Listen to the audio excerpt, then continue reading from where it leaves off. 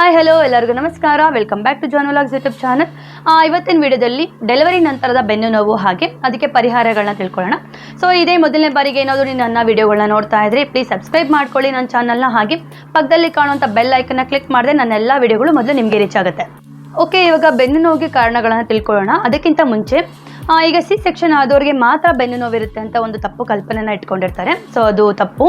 ಯಾಕಪ್ಪ ಅಂತಂದರೆ C section ಆದಾಗ ಅವ್ರಿಗೆ ಬೆನ್ನು ಮೂಳೆಗೆ ಒಂದು ಚಿಕ್ಕದಾದ ಇಂಜೆಕ್ಷನ್ ಕೊಟ್ಟಿರ್ತಾರೆ, ಅನೆಸ್ಥೆಷಿಯಾ ಅಂತ. ಸೊ ಆ ಕಾರಣದಿಂದ ನಮಗೆ ಬೆನ್ನು ನೋವು ಬಂದಿರುತ್ತೆ. ಸೊ ನಮಗೆ ಲೈಫ್ ಲಾಂಗ್ ಬೆನ್ನು ನೋವಿರುತ್ತೆ, ಆ ಒಂದು ಇಂಜೆಕ್ಷನಿಂದನೇ ನಮಗೆ ಬೆನ್ನು ನೋವಿರುತ್ತೆ ಅಂತ ಒಂದು ತಪ್ಪು ಕಲ್ಪನೆನ ಇಟ್ಕೊಂಡಿರ್ತಾರೆ. ಅದು ತಪ್ಪು. ಸಿ ಸೆಕ್ಷನ್ ಆದರೂ ಬೆನ್ನು ನೋವಿರುತ್ತೆ ಆ್ಯಂಡ್ ನಾರ್ಮಲ್ ಡೆಲಿವರಿ ಆದರೂ ಕೂಡ ಬೆನ್ನು ನೋವು ಅನ್ನೋದು ಇದ್ದೇ ಇರುತ್ತೆ. ನಮಗೆ ಬೆನ್ನು ನೋವು ಬರೋದಕ್ಕೆ ಕಾರಣಗಳು ತುಂಬಾ ಇದೆ. ಸೊ ನಾವು ಪ್ರೆಗ್ನೆನ್ಸಿಯಲ್ಲಿದ್ದಾಗ, ನಾವು ಪ್ರೆಗ್ನೆನ್ಸಿಯಲ್ಲಿ ಆಲ್ಮೋಸ್ಟ್ ಒಂದು 6 to 7 ಮಂತ್ಸ್ವರೆಗೂ ಸ್ವಲ್ಪ ಬೆನ್ನು ನೋವು ಅನ್ನೋದು ಏನೂ ಕಾಣಿಸ್ಕೊಳ್ಳೋದಿಲ್ಲ. 8 to 9 ಅಂತ ಬಂದಾಗ ಸೊ ವೆಯ್ಟ್ ಕೂಡ ನಮಗೆ ಜಾಸ್ತಿ ಆಗುತ್ತೆ, ಹೊಟ್ಟೆದು ಗಾತ್ರ ಕೂಡ ದಪ್ಪ ಆಗ್ತಾ ಬರ್ತಾ ಇರುತ್ತಲ್ಲ, ಹಾಗಾಗಿ ನಮಗೆ ಬೆನ್ನು ನೋವು ಅನ್ನೋದು ಆವಾಗಲಿಂದನೇ ಸ್ಟಾರ್ಟ್ ಆಗಿರುತ್ತೆ, ಕಾಣಿಸ್ಕೊಳ್ಳೋದಕ್ಕೆ ಸ್ಟಾರ್ಟ್ ಆಗಿರುತ್ತೆ. ಸೊ ಈಗ ನಮ್ಮ ಹೊಟ್ಟೆಯಲ್ಲಿ ಮಗು ಒಂದು ಅರೌಂಡ್ ಒಂದು 4 kg ಇಲ್ಲೊಂದು 3 kg ಒಂದು ಮಗು ಇರುತ್ತೆ. ಅದಾದಮೇಲೆ ಮಗು ಸುತ್ತ ಒಂದು ನೀರು ಅಂತ ಏನಿರುತ್ತೋ, ವಾಟರ್ ಅಂತ ಏನಿರುತ್ತೋ ಅದೆಲ್ಲ ಸೇರಿ 5 ರಿಂದ 6 kg ಅಷ್ಟು ನಮ್ಮ ಹೊಟ್ಟೆ ಅನ್ನೋದು ತೂಕ ಇರುತ್ತೆ. ಆ ತೂಕಕ್ಕೆ ಸೊಂಟ ಮೂಳೆಗಳ ಏನಿರುತ್ತೆ ಆ ಮೂಳೆಗಳು ಸಪೋರ್ಟಿವ್ ಆಗಿ ನಿಂತ್ಕೊಂಡಿರುತ್ತೆ. ನಮ್ಮ ಹೊಟ್ಟೆ ಎಕ್ಸ್ಪೆಂಡ್ ಆಗಿ ಮುಂದೆ ಇರುತ್ತೆ ಅಂತಂದಾಗ ಸೊ ನಮ್ಮ ಬೆನ್ನು ಮೂಳೆ ಅದಕ್ಕೆ ಸಪೋರ್ಟಿವ್ ಆಗಿ ನಿಂತ್ಕೊಂಡಿರುತ್ತೆ. ಸೊ ನೀವೇ ನೋಡ್ಬೋದು, ನಮ್ಮ ಪ್ರೆಗ್ನೆನ್ಸಿಯಲ್ಲಿ ಬೆನ್ನು ಮೂಳೆ ಅನ್ನೋದು ಸೊ ನಾವು ಹೊಟ್ಟೆ ಮುಂದೆ ಇದ್ದಾಗ ಬೆನ್ನು ಮೂಳೆ ಅನ್ನೋದು ಲೈಟಾಗಿ ಒಳಗಡೆ ಹೋಗಿರುತ್ತೆ. ಓಕೆನಾ? ಸೊ ಹೊಟ್ಟೆ ಮುಂದಕ್ಕೆ ಹೋದಾಗ ನಮ್ಮ ಬೆನ್ನು ಮೂಳೆ ಅನ್ನೋದು ಲೈಟಾಗಿ ಮುಂದೆ ಅಂದರೆ ಒಳಗಡೆಗೆ ಬಗ್ಗಿ ಇರುತ್ತೆ. ಸೊ ಆಗ ನೀವು ನೋಡ್ಕೊಬೋದು, ಅದರಿಂದ ನಮಗೆ ಬೆನ್ನು ನೋವು ಅನ್ನೋದು ಬಂದಿರುತ್ತೆ. ಈಗ ಡೆಲಿವರಿ ನಂತರ ಸೊ ಮಗು ಆದಮೇಲೆ ನಮಗೇನಕ್ಕೆ ನೋವುಗಳು ಬೆನ್ನು ನೋವು ಕಾಣಿಸ್ಕೊಳ್ಳುತ್ತೆ ಅಂತಂದರೆ, ಈಗ ನಮ್ಮ ಪ್ರೆಗ್ನೆನ್ಸಿಲಿದ್ದಾಗ ಮೂಳೆಗಳೆಲ್ಲ ನಮಗೆ ಪಾಪು ಆಚೆ ಬಂದಾದಮೇಲೆ ಆ ಮೂಳೆಗಳೆಲ್ಲ ಲೂಸ್ ಬಿಡೋದಕ್ಕೆ ನಮಗೆ ಟೈಮ್ ಹಿಡಿಯುತ್ತೆ. ಓಕೆನಾ? ಮ್ಯಾಕ್ಸಿಮಮ್ ಅಂದರೂ ಈಗ ಗರ್ಭಕೋಶ, ನಮ್ಮದು ಏನು ಗರ್ಭಕೋಶ ಇರುತ್ತೋ ಫಸ್ಟ್ ಪಾಪು ಹೊಟ್ಟೆಗೆ ಬೀಳೋಕ್ಕಿಂತ ಮುಂಚೆ ಇರೋವಂಥ ಗರ್ಭಕೋಶ, ಸೊ ಮಗು ಆದಮೇಲೆ ಇರೋ ಗರ್ಭಕೋಶಕ್ಕೆ ತುಂಬಾ ವ್ಯತ್ಯಾಸ ಇರುತ್ತಲ್ವ.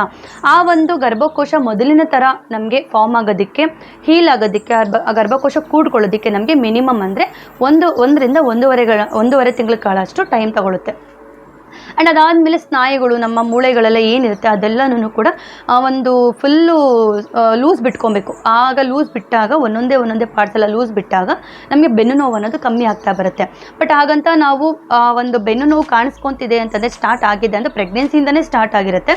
ಸೊ ಸಿ ಸೆಕ್ಷನಲ್ಲಿ ಇಂಜೆಕ್ಷನ್ ಕೊಟ್ಟಿರ್ತಾರೆ, ಆ ಕಾರಣಕ್ಕೋಸ್ಕರ ಸ್ಟಾರ್ಟ್ ಆಗಿರುತ್ತೆ ಅಂತ ಅಂದ್ಕೊಬಾರ್ದು. ಸೊ ನಂದು ಕೂಡ ನಾರ್ಮಲ್ ಡೆಲಿವರಿನೇ. ಸೊ ನನಗೂ ಕೂಡ ಬೆನ್ನು ನೋವು ಸಿಕ್ಕಾಪಟ್ಟೆ ಇತ್ತು. ಸೊ ನಾನು ಈ ಥರ ಲೈಕ್ ಸ್ವಲ್ಪ ಎಕ್ಸಸೈಸ್ಗಳು ಮತ್ತು ಮಸಾಜಸ್ಸು ಈ ಥರ ಎಲ್ಲ ಮಾಡಿಕೊಂಡು ಆ್ಯಂಡ್ ನಾವು ಕುತ್ಕೊಳ್ಳೋ ಒಂದು ಪೊಸಿಷನ್ ಕೂಡ ನಮ್ಮ ಬೆನ್ನೋಗೆ ಕಾರಣ ಆಗಿರುತ್ತೆ. ಸೊ ಅದೆಲ್ಲ ನೋಡ್ಕೋಬೇಕಾಗುತ್ತೆ ನಾವು. ಈಗ ಮಗು ಆದಮೇಲೆ ಈಗ ಸಿ ಸೆಕ್ಷನ್ ಆಗಿರೋರಿಗೆ ತುಂಬಾ ಕಷ್ಟ ಆಗಿರುತ್ತೆ. ಯಾಕಂತಂದರೆ ಮಗು ನಿಂತ್ಕೊಂಡು ಹಾಲು ಕುಡ್ಸೋಕ್ಕಾಗಿರಲ್ಲ ಆ್ಯಂಡ್ ಸ್ಟಾರ್ಟಿಂಗಲ್ಲಂತೂ ತುಂಬಾ ಕಷ್ಟ ಆಗಿರುತ್ತೆ. ಅಟ್ಲೀಸ್ಟ್ ನಾರ್ಮಲ್ ಡೆಲಿವರಿ ಆದವ್ರಿಗೆ ಸ್ವಲ್ಪ ಈಸಿ ಆಗುತ್ತೆ, ಬ್ರೆಸ್ಟ್ ಫೀಡ್ ಮಾಡೋದಕ್ಕೆಲ್ಲ ಸ್ವಲ್ಪ ಈಸಿ ಆಗಿರುತ್ತೆ. ಬಟ್ ಸಿ ಸೆಕ್ಷನ್ ಆದವ್ರಿಗೆ ತುಂಬಾ ಕಷ್ಟ ಇರುತ್ತೆ. ಅವರು ಸ್ವಲ್ಪ ಎದ್ದು ಕುತ್ಕೊಂಡು ಮಾಡಿದಾಗ ಆ ಬೆನ್ನು ನೋವು ಅನ್ನೋದು ಅವರಿಗೆ ಜಾಸ್ತಿನೇ ಪೇಯ್ನ್ ಕೊಡ್ತಾ ಇರುತ್ತೆ. ಸೊ ಇದು ಕೂಡ ರೀಸನ್ ಆಗಿರುತ್ತೆ. ಆ್ಯಂಡ್ ಅದಾದಮೇಲೆ ಸೊ ನಾವು ಮನೆಗೆ ಬಂದಾದಮೇಲೆ ಸೊ ಮನೆಯಲ್ಲಿ ನಾರ್ಮಲ್ ಡೆಲಿವರಿ ಆಗಿರ್ಬೋದು ಆ್ಯಂಡ್ ಸಿ ಸೆಕ್ಷನ್ ಆಗಿರ್ಬೋದು, ಸೊ ನಾವು ಕುತ್ಕೊಳ್ಳೋವಂಥ ಪೊಸಿಷನ್ನ ನಾವು ಚೇಂಜಸ್ ಮಾಡ್ಕೋಬೇಕಾಗುತ್ತೆ. ಈಗ ನಾವು ಪಾಪುಗೆ ಹಾಲು ಕುಡಿಸ್ತಾ ಇದ್ದೀವಿ ಅಂತಂದರೆ ಸೊ ನಾವು ಸ್ಟ್ರೈಟಾಗಿ ಕುತ್ಕೊಬೇಕು ಯಾವತ್ತೂ ಅಷ್ಟೇ. ಸೊ ನಾವು ಕುತ್ಕೊಳ್ಳೋವಂಥ ಒಂದು ಭಂಗಿ ಕೂಡ ನಮ್ಮ ಬೆನ್ನು ನೋವಿಗೆ ಕಾರಣ ಆಗುತ್ತೆ. ಆಯಿತಾ? ಈಗ ಪಾಪು ಸೊ ನಮಗೆ ಒಂದು ಕಂಫರ್ಟಬಲ್ ಆಗಿ ನಾವು ತೊಡೆ ಮೇಲೆ ಕುಣಿಸ್ಕೊಂಡು ಪಾಪುನ ನಾವು ಹಾಲು ಕುಡಿಸ್ಕೋತೀವಿ ಅಂದರೆ ಓಕೆ ಫೈನ್, ಕುಡಿಸ್ಕೋಬೋದು.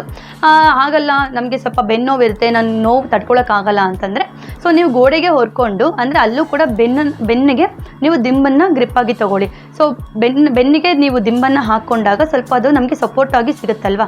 ಸೊ ಹಾಗಾಗಿ ನಮಗೆ ಬೆನ್ನು ಸ್ವಲ್ಪ ಕಮ್ಮಿ ಆಗುತ್ತೆ. ಆ್ಯಂಡ್ ಅದಾದಮೇಲೆ ಪಾಪು ಕೂಡ ಅಷ್ಟೇ, ಆದಷ್ಟು ಹಾಗೆ ಹಾಲು ಕುಡಿಸೋ ಬದಲು ನಾವು ತೊಡೆ ಮೇಲೆ ಒಂದು ದಿಂಬನ್ನು ಹಾಕ್ಕೊಂಡು ಸಪೋರ್ಟಿವ್ ಆಗಿ ನಾವು ದಿಂಬನ್ನು ತಗೋಬೇಕಾಗುತ್ತೆ. ಸಪೋರ್ಟಿವ್ ಆಗಿ ದಿಂಬನ್ನು ಹಾಕ್ಕೊಂಡು ಅದ್ರ ಮೇಲೆ ಪಾಪುನ ಮಲಗಿಸ್ಕೊಂಡು ಹಾಲು ಕುಡಿಸೋದ್ರಿಂದ ಕೂಡ ನಮಗೆ ಬೆನ್ನು ಅನ್ನೋದು ಕಮ್ಮಿ ಆಗುತ್ತೆ. ಯಾಕಂದರೆ ಅವಾಗ ಸ್ಟ್ರೈಟ್ ಆಗಿರುತ್ತೆ, ನಮ್ಮ ಬೆನ್ನು ಅನ್ನೋದು ಸ್ಟ್ರೈಟ್ ಆಗಿರಬೇಕು.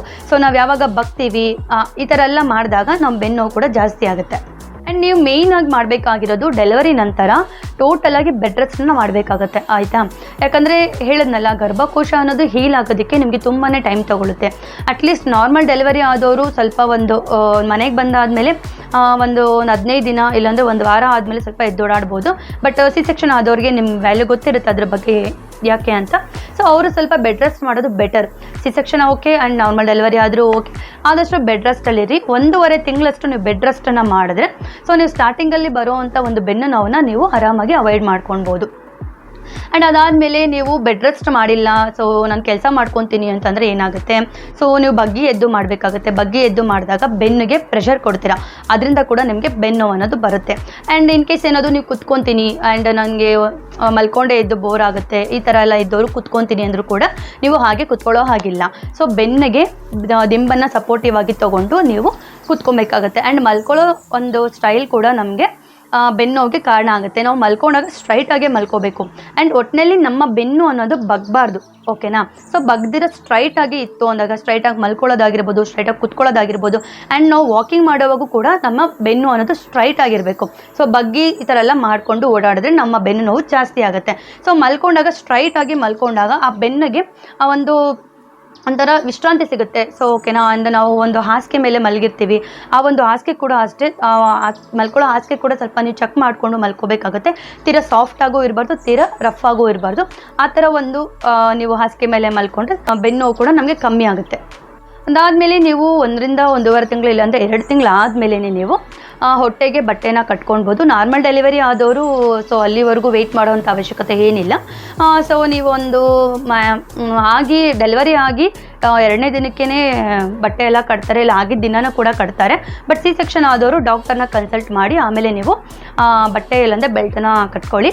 ಸೊ ಬಟ್ಟೆ ಕಟ್ಟೋದ್ರಿಂದ ಆ್ಯಂಡ್ ಬೆಲ್ಟ್ ಹಾಕೋದ್ರಿಂದ ಹೊಟ್ಟೆ ಬೊಜ್ಜು ಅನ್ನೋದು ಕರಗಲ್ಲ, ಹೊಟ್ಟೆ ಅನ್ನೋದು ಕರಗಲ್ಲ. ಬಟ್ ಇದರಿಂದ ಏನು ಯೂಸ್ ಆಗುತ್ತೆ ಅಪ್ಪ ಅಂತಂದರೆ ನಮ್ಮ ಬೆನ್ನಿಗೆ ಗ್ರಿಪ್ ಸಿಗುತ್ತೆ, ಓಕೆನಾ, ಸಪೋರ್ಟಿವ್ ಆಗಿರುತ್ತೆ ಅದು. ಸೊ ಹಾಗಾಗಿ ಬೆಲ್ಟ್ ಮತ್ತು ಸೀರೆನ ನಾವು ಆರಾಮಾಗಿ ಯೂಸ್ ಮಾಡ್ಬೋದು.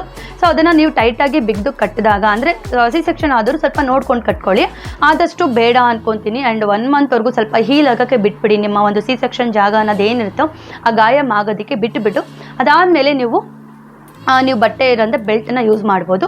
ಆ ಬೆಲ್ಟ್ ಯೂಸ್ ಮಾಡೋದ್ರಿಂದ ಕೂಡ ನಿಮಗೆ ಬೆನ್ನು ಹೋಗಿ ಸ್ವಲ್ಪ ಸಪೋರ್ಟ್ ಸಿಕ್ಕಿದಾಗ ಬೆನ್ನು ಅನ್ನೋದು ಕಮ್ಮಿ ಆಗುತ್ತೆ. ಆ ನಂತರ ನಿಮಗೆ ಬೆನ್ನು ಕಾಣಿಸ್ಕೊಂಡಾಗೆಲ್ಲನೂ ನೀವು ಬೆಚ್ಚಗೆ ಸ್ನಾನ ಮಾಡ್ಕೊಳ್ಳಿ. ಬೆನ್ನಿಗೆ ಬಿಸಿ ನೀರನ್ನು ಹಾಕ್ಕೊತಾ ಇರಿ. ಆ್ಯಂಡ್ ಡಾಕ್ಟರ್ನ ಕೇಳಿಬಿಟ್ಟು ನೀವು ಅಂದರೆ ಅದಕ್ಕೆ ಬೇಕಾಗಿರುವಂಥ ಮೂವ್ ಆಗಿರ್ಬೋದು, ಬೇರೆ ಬೇರೆ ಏನು ಬರುತ್ತೆ ಸ್ಪ್ರೇಗಳೆಲ್ಲ ಬರುತ್ತೆ, ಅದನ್ನು ಡಾಕ್ಟರ್ನ ಕೇಳಿಬಿಟ್ಟು ನೀವು ಯೂಸ್ ಮಾಡಿ, ಇಲ್ಲಾಂದರೆ ಯೂಸ್ ಮಾಡೋದಕ್ಕೆ ಹೋಗಬೇಡಿ. ಆ ಬಿಸಿ ನೀರಿನ ಸ್ನಾನ ಓಕೆ, ತೀರಾ ಬಿಸಿ ಬೇಡ, ತೀರಾ ತಣ್ಣಗೂ ಬೇಡ, ಬೆಚ್ಚಗೆ ಬಿಸಿ ನೀರನ್ನು ನೀವು ಬೆನ್ನಿಗೆ ಹಾಕ್ಕೋಬೋದು. ಅದಾದಮೇಲೆ ಹಾಟ್ ಬ್ಯಾಗ್ಸ್ ಅಂತ ಸಿಗುತ್ತೆ, ಬಿಸಿ ನೀರಿನ ಒಂದು ಬ್ಯಾಗ್ ಅಂತ ಸಿಗುತ್ತೆ, ಅದನ್ನು ಕೂಡ ನೀವು ಯೂಸ್ ಮಾಡೋದು. ಪ್ಯಾಡ್ ಕೂಡ ಸಿಗುತ್ತೆ, ಅದನ್ನು ಕೂಡ ನೀವು ಯೂಸ್ ಮಾಡಿದ್ರೆ ಸೊ ನಮಗೆ ಆ ತಕ್ಷಣಕ್ಕೆ ರಿಲೀಫನ್ನು ಸಿಗುತ್ತೆ. ಸೊ ಫಸ್ಟ್ ಡೆಲಿವರಿ ಆದವ್ರಿಗೂ ಓಕೆ, ಸೆಕೆಂಡ್ ಡೆಲಿವರಿ ಆದವ್ರಿಗೆ ಫಸ್ಟ್ ಮಗು ಇರುತ್ತೆ, ಮಗುನ ಕ್ಯಾರಿ ಮಾಡಬೇಕಾಗಿರುತ್ತೆ.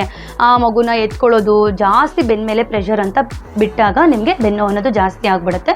ಸೊ ಆ ಥರ ಇದ್ದಾಗ ಯಾರಾದರೂ ಮನೇಲಿ ಇದ್ದವ್ರಿಗೆ ಸ್ವಲ್ಪ ಸಪೋರ್ಟ್ ತಗೊಳ್ಳಿ.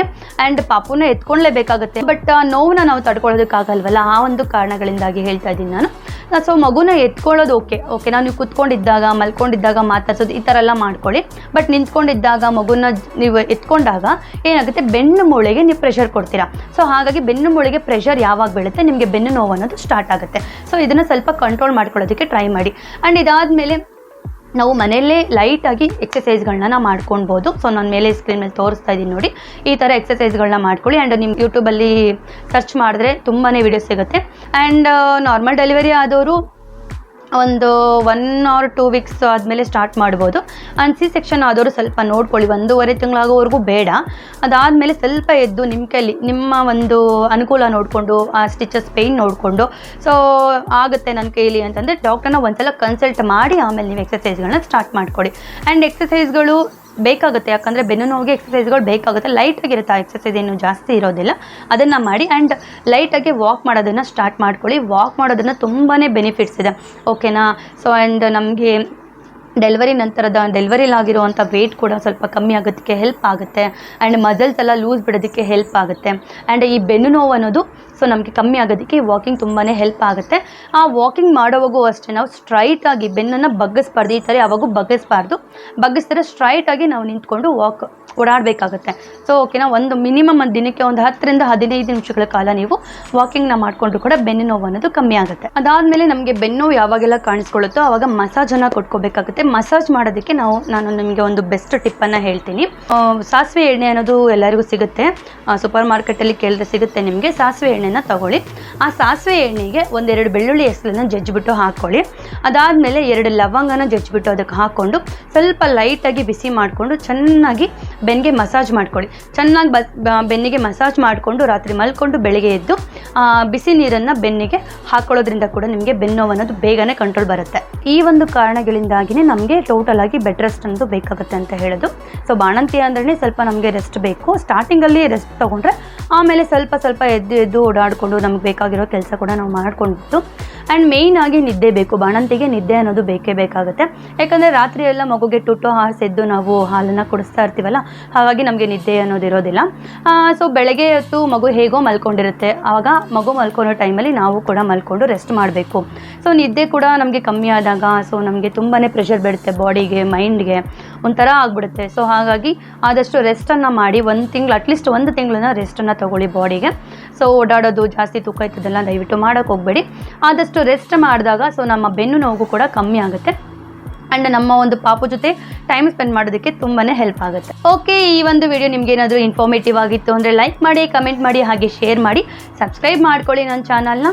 ಹೀಗೆ ಸಪೋರ್ಟ್ ಮಾಡ್ತಾ ಇರಿ. ಬಾಯ್, ಟೇಕ್ ಕೇರ್.